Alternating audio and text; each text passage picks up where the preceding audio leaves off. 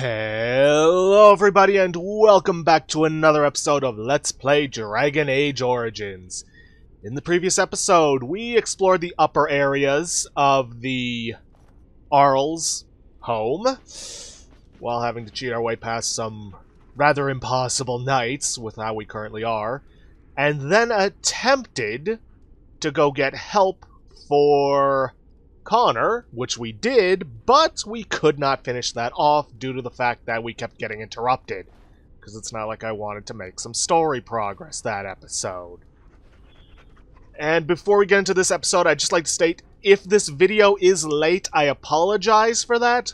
Reason being is the fact that, well, as of the time of recording this Sunday, I am very close to passing my limit for the data I have available for my internet plan.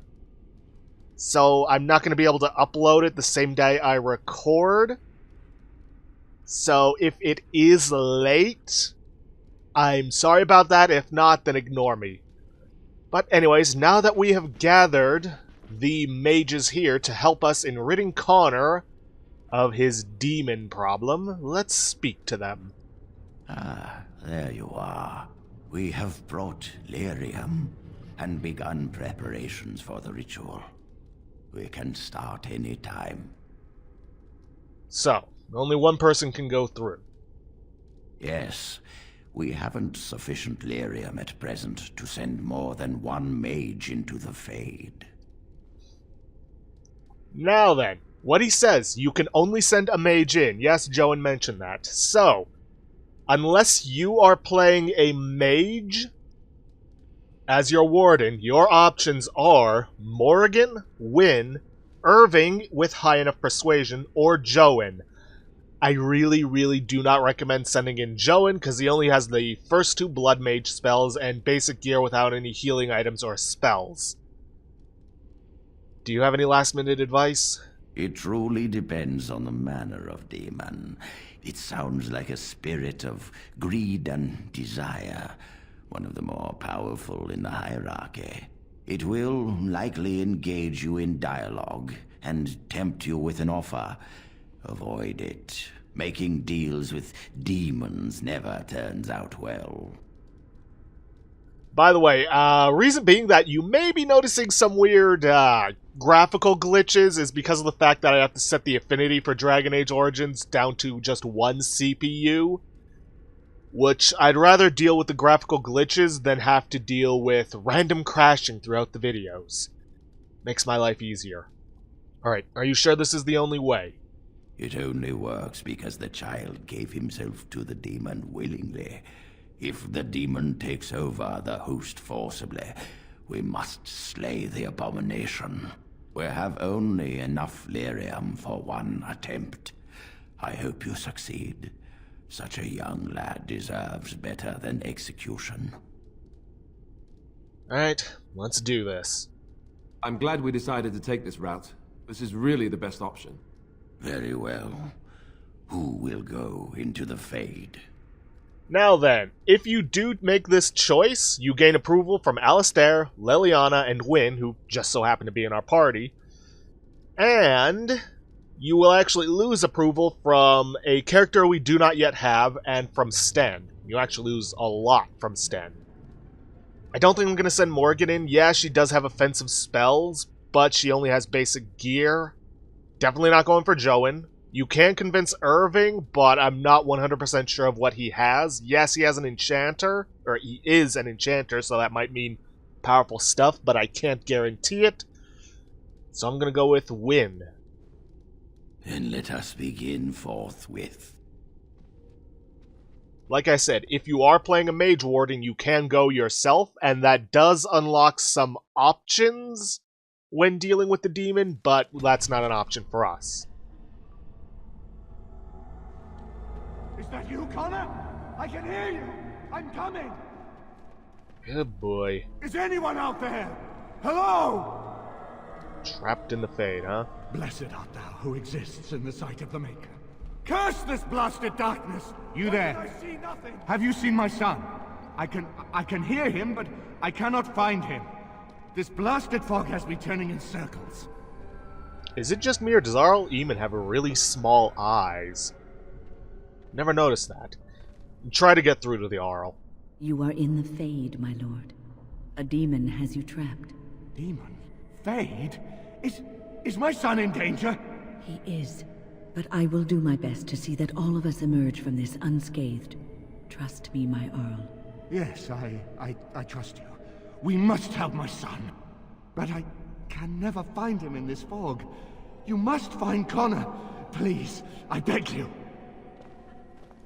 Oh boy. Now, I will tell you this right now, it doesn't matter what you say to them, it will not change the outcome, nor your encounter with the demon. I do recommend saving, because there are some fights that you will have to deal with in here, which is kind of why I was somewhat hesitant to go with Win, but decided on it in the end. You can find lyrium veins, just like in the regular Fade. Oh, can't go that way. But whether or not I can access them, I couldn't tell you. Like I said, some details of this game do escape me, and by some I mean a fair amount. Hello, Connor. Who are you? Are you the one that made Father ill? Tell me now. Let's be nice. Child, calm down. It's all right. I won't hurt you. No! You're here to hurt Father. I know it. I won't let you.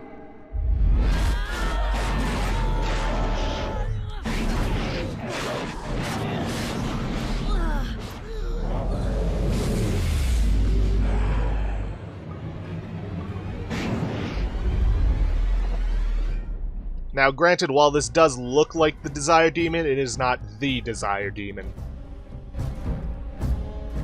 So, it's gonna be somewhat weaker.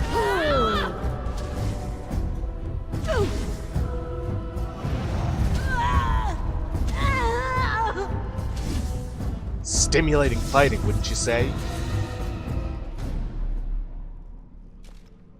Yeah, we're gonna have to deal with a few of those fights before getting to the actual Desire Demon.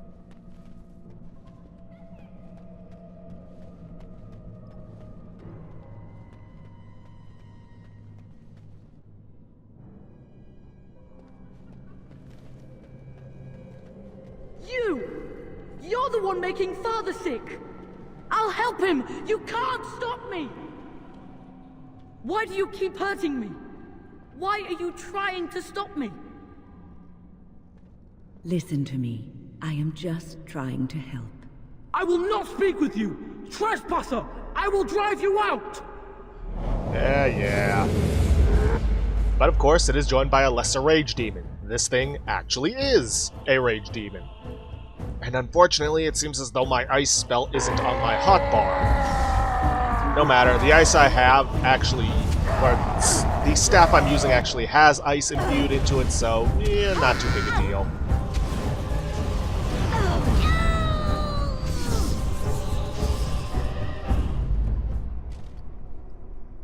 Really should get that on the hotbar, at least while I'm in here.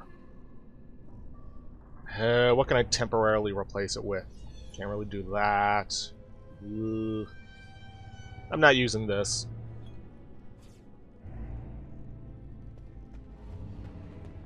Get out of here! You have to get out! Not until I've taken care of the demon, kid.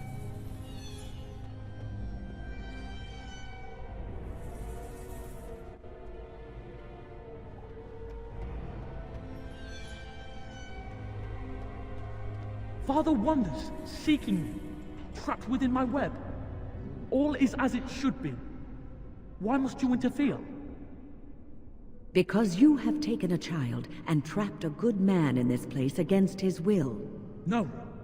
It is time for you to go now. Do not persist, or things will go very badly for you. Meh.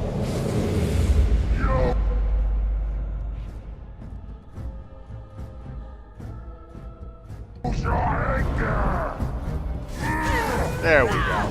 See how much quicker that went with Winter's Grasp?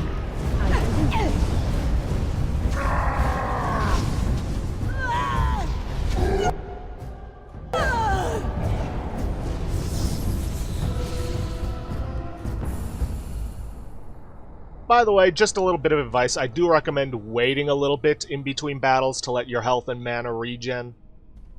Just a little tip. Alright, we should be getting close to the actual fight with the demon.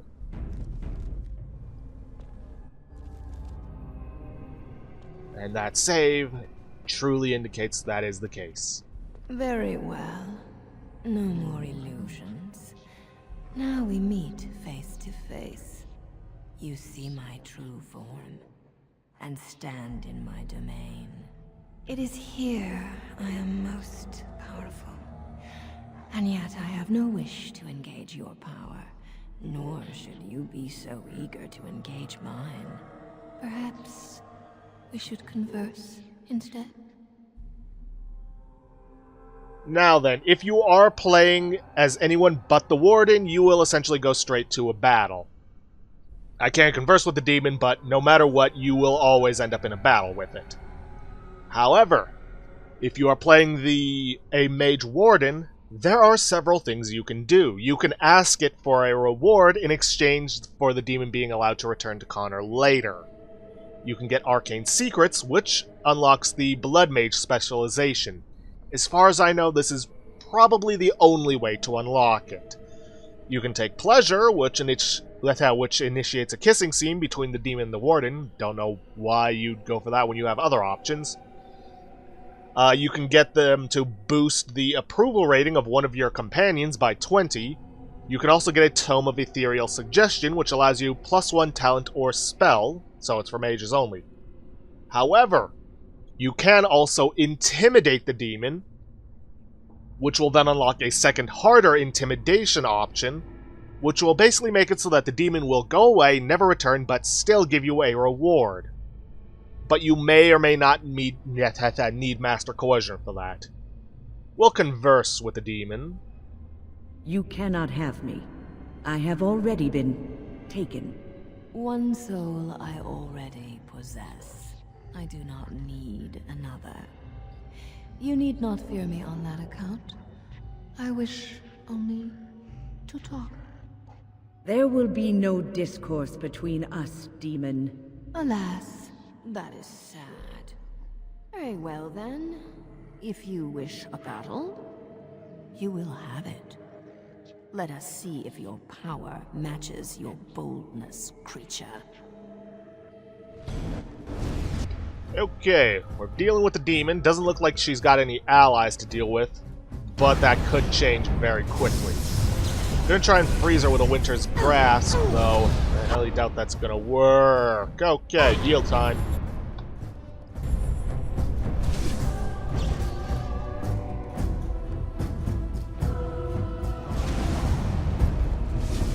Oh yay, Arcane Shield. Stone Fist? And of course, illusions.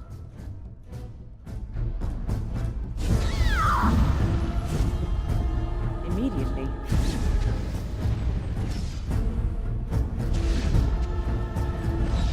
Yeah. Honestly, it was probably blatantly obvious that that one was the real one and I was attacking the wrong ones, but hey, I would not be surprised.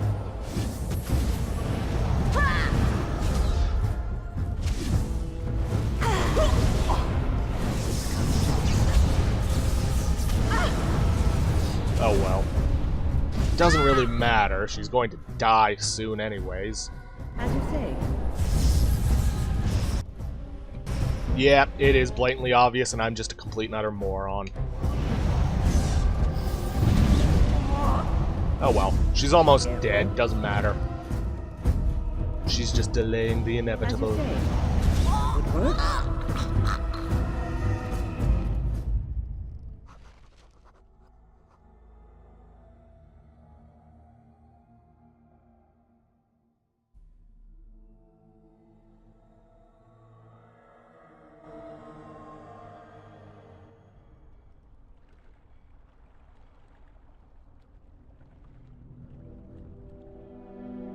Well, at least the people finally get to lay their dead to rest.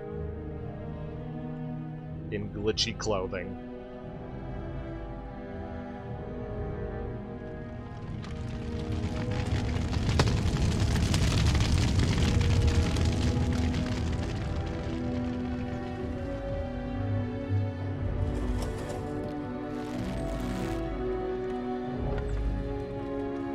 That's a lot of boats. Yikes.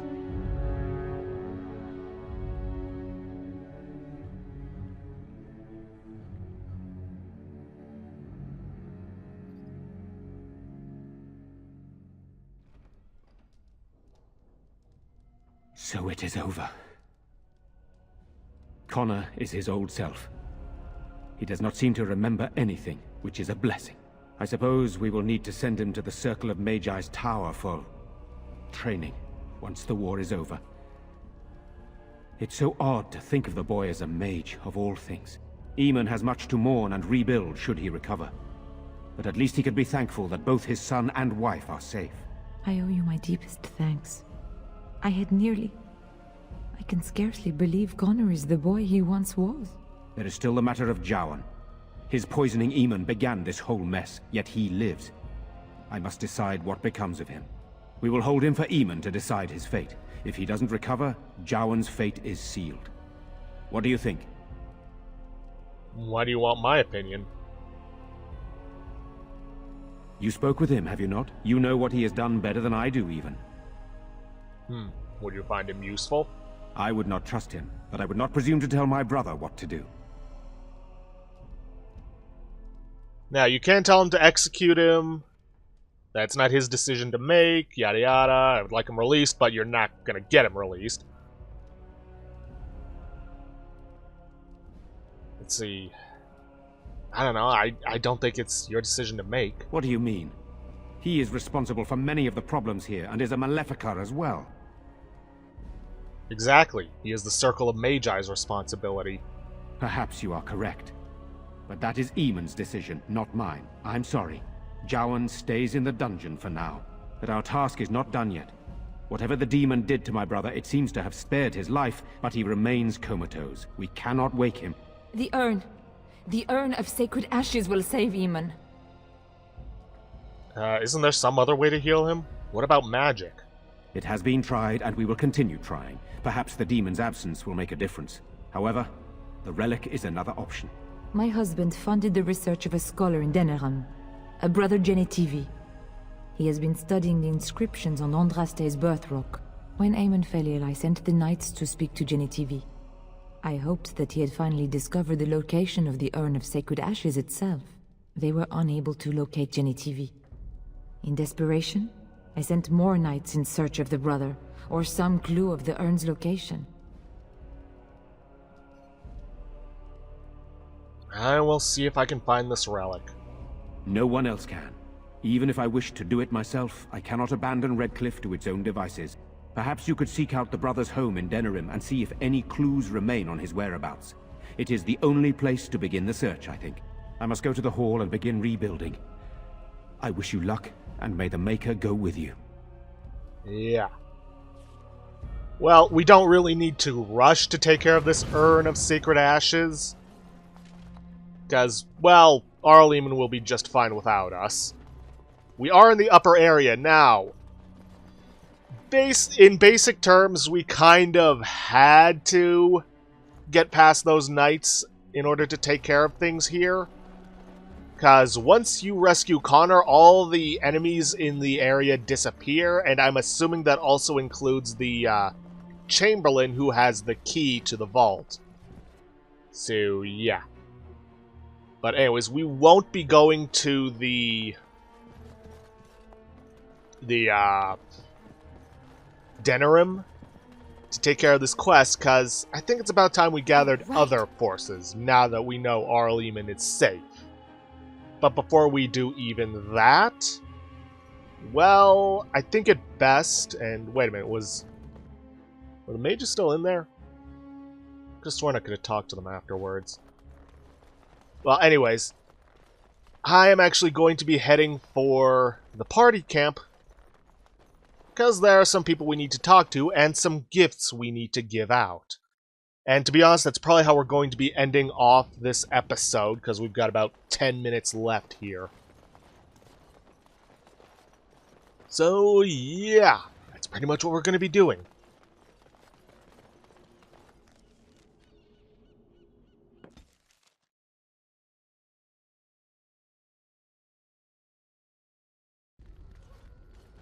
Now that we're back at the camp, I want to talk about what happened at Redcliffe. It turned out quite well, don't you? I just wanted to thank you. You went out of your way to save the Isle's family, and you did it. Even though it would have been easier not to. There's been so much death and destruction. It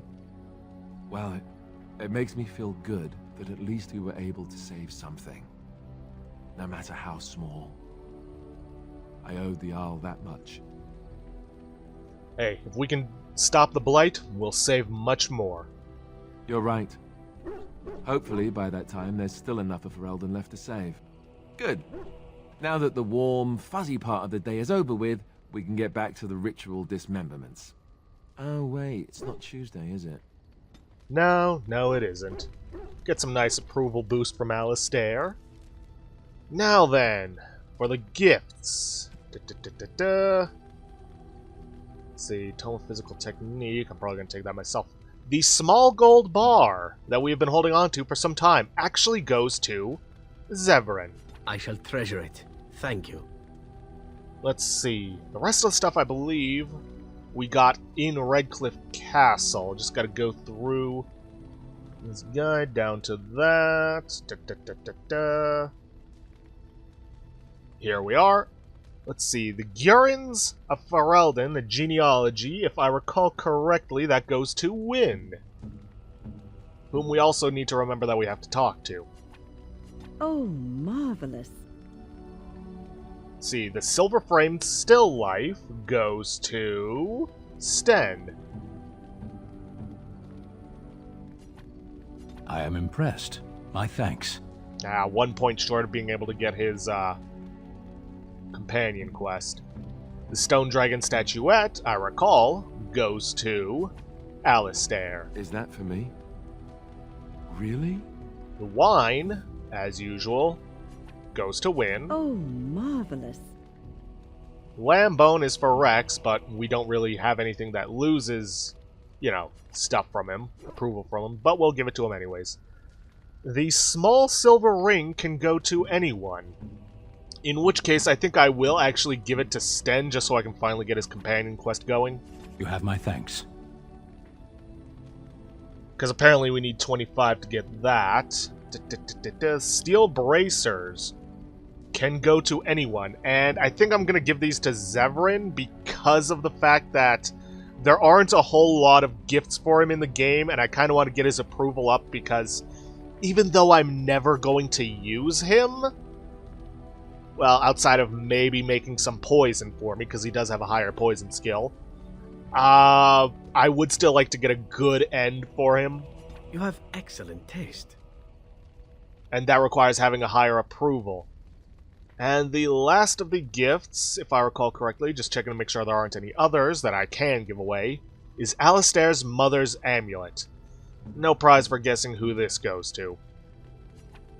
Oh, this is my mother's amulet. It has to be. But why isn't it broken? Where did you find it? I found it in Redcliffe Castle, in the study. Oh, the Arl's study? Then he must have found the amulet after I threw it at the wall, and he repaired it and kept it. I don't understand. Why would he do that? Perhaps you mean more to him than you think.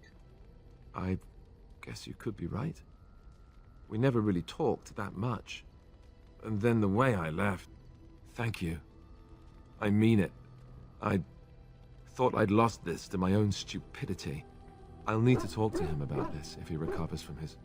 When he recovers, that is. I wish I'd had this a long time ago. Did you remember me mentioning it?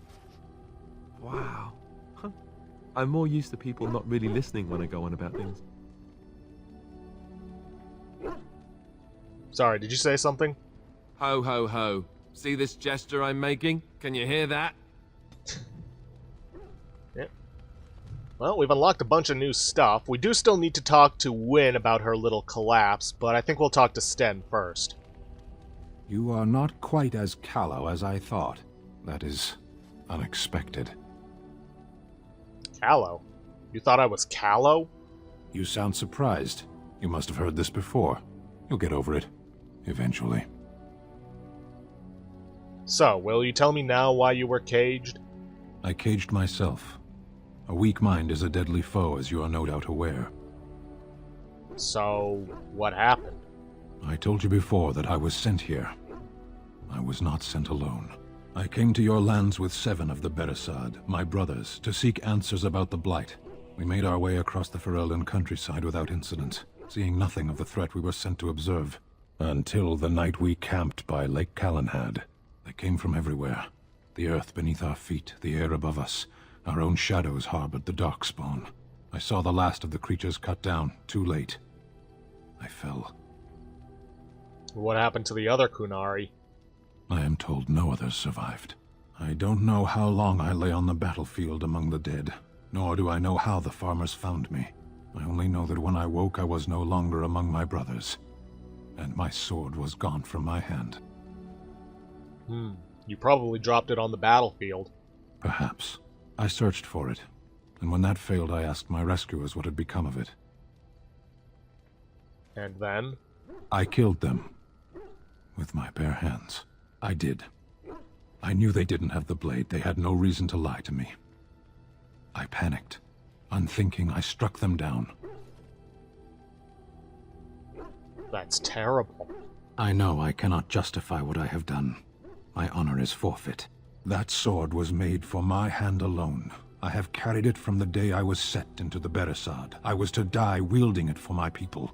Even if I could cross Ferelden and Tevinter unarmed and alone to bring my report to the Arishok, I would be slain on sight by the Antam. They would know me as soulless, a deserter. No soldier would cast aside his blade while he drew breath. Couldn't you search for it? If I knew where to look, it would be in my hand now. Well, where did you fight the Darkspawn? Near Lake Calenhad. Don't worry, we'll find it. Perhaps those words are empty, but thank you all the same. I mean, why wouldn't I help out? Yeah, let's talk to Wynn. Then we'll hit up Zevran and... I must ask, what does being a Grey Warden mean to you? And then move on. End the episode there. Or maybe I'll go a little longer to talk to everybody. I don't know. Does it have to mean something? I just wanted to know what you thought being a Grey Warden was about. Ultimately, being a Grey Warden is about serving others. About serving all people, whether elves or dwarves or men. You mean to say I serve as a protector? As a Grey Warden, you are a guardian of men, and you guard them because their continued existence is more important than you are.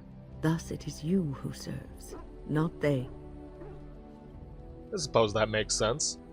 A good king, a true king who cares for his land, uses his power to rule firmly but fairly. He serves his people first and foremost. The king who does not do this, who believes that he is entitled to his power, who abuses it and uses it for his own means, is a tyrant. So in a way, having power confines you. If you live apart from others, and your actions affect only you, then you may do as you wish. But if you have power, influence, and strength, your every action will be as a drop of water in a clear, still pond. The drop causes ripples, and ripples spread. Think of how far they will go, how wide they will become, how will they affect the pond. But I've lectured enough for today. I should stop before I wear out my welcome. Yeah, great. Can we talk about how you collapsed earlier? What's on your mind? Are you feeling better now? Oh, yes, and thank you for asking. I'm feeling much better today. Well, I like making sure all my companions are well. Well, thank you for your kindness, my dear. It certainly warms these rickety old bones. What's on your mind? It is no trouble. Strange. She's meant to talk to us about something.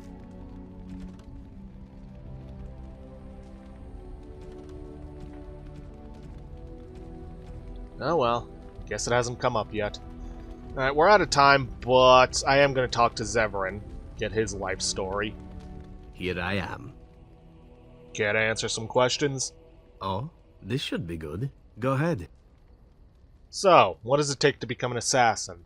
Well, the Crows would have you believe that it is an involved process that takes years of training, the sort that tests both your resolve and your endurance. Survive that process and maybe, just maybe, you're good enough to start being considered one of them. But quite frankly, the truth is that all it requires is a desire to kill people for a living. It's surprising how well one can do in such a field. Doesn't take any special skill? I don't know about that. It's simply a slightly different skill set from your average killer as I see it. An assassin simply specializes in striking from stealth, and in maximizing that first attack to be as lethal as possible. Debilitate your foe, either by poison or by crippling their limbs, makes any follow-up combat you need to engage in that much simpler. Sounds like it could be useful. See? Getting paid for the act is beside the point. An assassin is more a tactical choice than a lifestyle. Of course, the Crows like to pretend that their abilities are trade secrets, shrouded in shadows and wrapped in a blanket of mystery. So let's just keep this between you and me, shall we? Now, you can actually learn the assassin specialization from Zevran, just as you can learn the bard specialization from Liliana. I'll say this, that the rogue specializations are some of the easier to unlock. Here I am. Can you teach others to be an assassin? See what I mean? Oh, I certainly could, but I won't. I swore to the Crows that the things they taught me were to remain a secret. And while, yes, they are already angry at me, I'd rather not push things, you see. You don't think this is important? You need to learn the arts of the Crows in order to slay Darkspawn, do you? You seem to be doing fine as it is. If you are truly insistent, well, let me think about it. The Crows are already angry at me, yes? Who knows? See? A chance. Let's see, who all do I still have to talk to? There's Alistair, Liliana, Morrigan, but I don't really think there's anything new to learn from them. I'll give Liliana a talk. If she doesn't start a regular conversation, I'll end it off there. Did you always live in an alienage? Was it very terrible? I had my family. There was joy there, too. That is good to hear. I have never been to the Denerim alienage, but I hear that life is hard and there is so much squalor. In Orlais, most Alvan servants live in the homes of their masters, often in great wealth and luxury. I'd rather live free in squalor than be a slave. They are serfs. There is no slavery in Orlais. It is still a life I would never choose. Elven servants are well compensated for their services. Some of them live richer lives than humans. A well-trained elven servant is highly valued in Orlais. They are nimble and dexterous, and many people find them pleasing to look at. Like a prize-winning animal? No, I did not mean it that way. Oh, my words were clumsily chosen. I did not mean to offend. I am sorry. I am Elven, but I am more than that. I am a person. Of course. I am sorry if I implied otherwise. Thank you. You have given me a lot to think about. Somehow that got approval for me. Have I ever told you I really like the way you wear your hair? No, I don't believe you have. It's very nice, and it suits you. Simple. Not like the elaborate hairstyles we wore in Orlais. They involved flowers, ribbons, jewels. One year, feathers were all the rage, and Lady Elise decided she needed to outdo everyone else, and actually wore live songbirds in her voluminous hair. The chirping was quite charming for a while, but you must realize, terrified little birdies often have loose bowels. Ugh, poor birds. Yes, I don't envy them. She never washed her hair. But I was trying to say something nice to you, wasn't I? Oh, forgive me. My mind wanders so. It's just that I feel so comfortable talking to you, like I could say anything and you wouldn't judge me. And I actually like the way you do like the way you ramble. You see? This is what I mean. You're such a pleasure to talk to. I haven't felt this close to anyone in a long time. I really enjoy your company. And do you often enjoy the company of other women? And what would you do if I said I do? Very much so, in fact.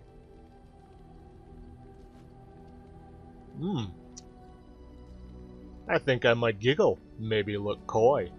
Huh? You must do that then. Perhaps later when I'm not prepared for it. Surprise me.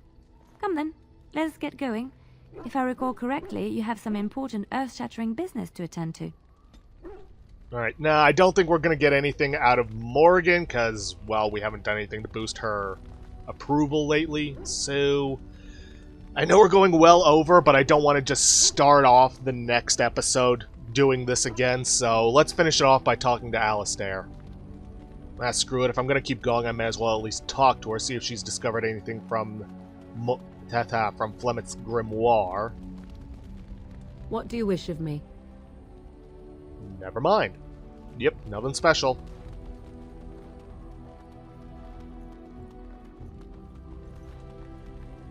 Something on your mind? Nope. Alright, well, that went faster than I thought. So, I think we're gonna end it off here for today. Again, if this uploads late on Monday, I am sorry. There's not much I can really do about it because I can't afford to go to unlimited data. Though hopefully if current prospects for a job work out, that may change. But anyways, if you guys like what you see, please leave a like, subscribe for future content, don't forget to hit that bell icon to get notifications for when I upload, or to hit the straw pulling to vote for our next Let's Play. And please, leave a comment down below this video. I'll see you guys in the next episode. Thanks for watching!